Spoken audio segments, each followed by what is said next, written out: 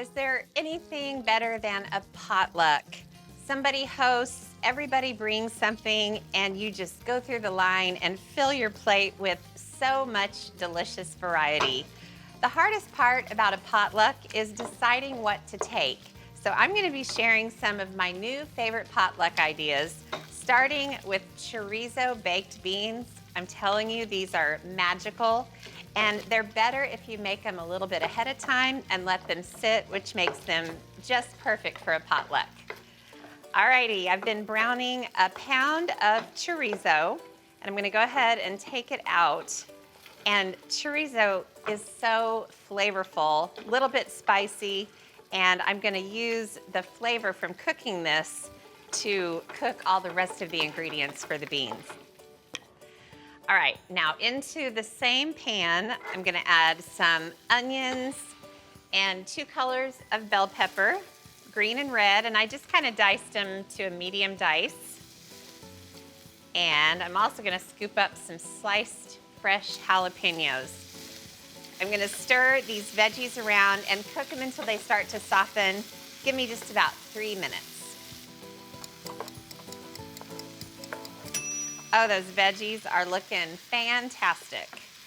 Okay, now I am using canned pork and beans for this bean recipe. I usually use canned pork and beans for any baked beans I make.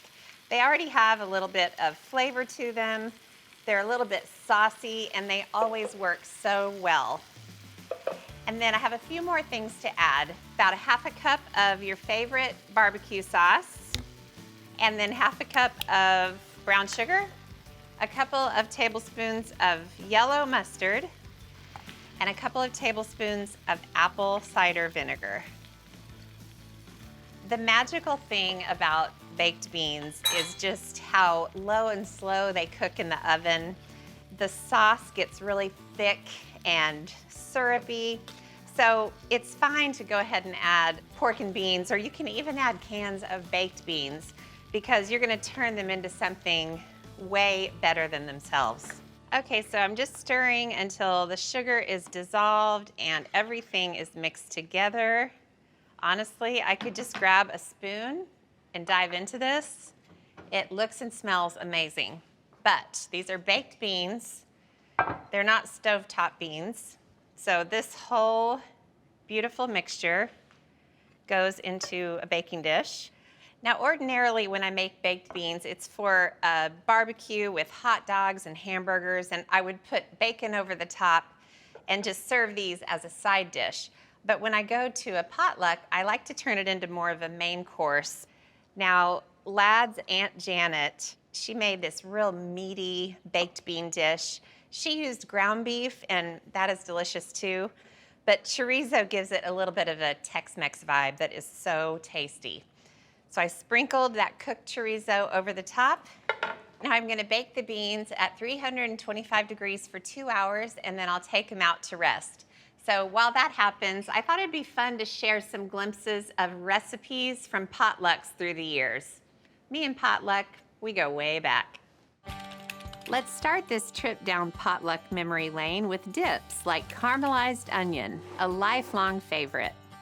Or a spin on my mom's 7-layer dip. I do 8 layers, maybe my kids will do 9. And speaking of layers, when it comes to sides, a layered salad has real wow factor. Everyone loves a pasta salad. It's make ahead and portable. And when I want to be a little fancy, I make blueberry cornbread panzanella with croutons and a blueberry dressing. So beautiful. For our potlucks at church, I like to take a few dishes, including a main dish like glazed pineapple ham to add to the spread. Another main course winner is meatballs. Boy, oh boy, does this look good. And I got a great reaction from the kids when I took some to church, along with a green bean casserole back in 2012. So Bryce, what did you like that you got? Green bean. You did good, Mom. I miss those little kids, and I sure love a potluck. I think the best thing about potlucks is that you just never know what everybody's gonna bring, and there's so much variety. No 2 potlucks are ever alike. All right, the beans baked for 2 hours, and then I took them out of the oven and let them rest for a bit. They're still really hot, but that rest time helps them get nice and thick. So that's why they're so perfect for a potluck. You can bake them and then cover them. By the time you get there, they're just perfect. Now, I would normally do this at the potluck and take these in little containers, but I'm just gonna show you now how I like to kind of dress up the top of the beans. And with the chorizo in the beans, cotija cheese and cilantro are such a great garnish. So you can just do little plastic zipper bags or little glass containers with lids and just do this right when you set it down on the potluck table. Okay, now ordinarily at a potluck, I have a plate about this big with 14 different piles of food. And then I just spoon the baked beans over the top. But since I'm not at a potluck, I'm just gonna show you the magic of these beans. Okay, I want you to look at how incredibly thick and rich these are. Oh gosh. Oh man, I love baked beans. They're sort of underrated. They're so tasty.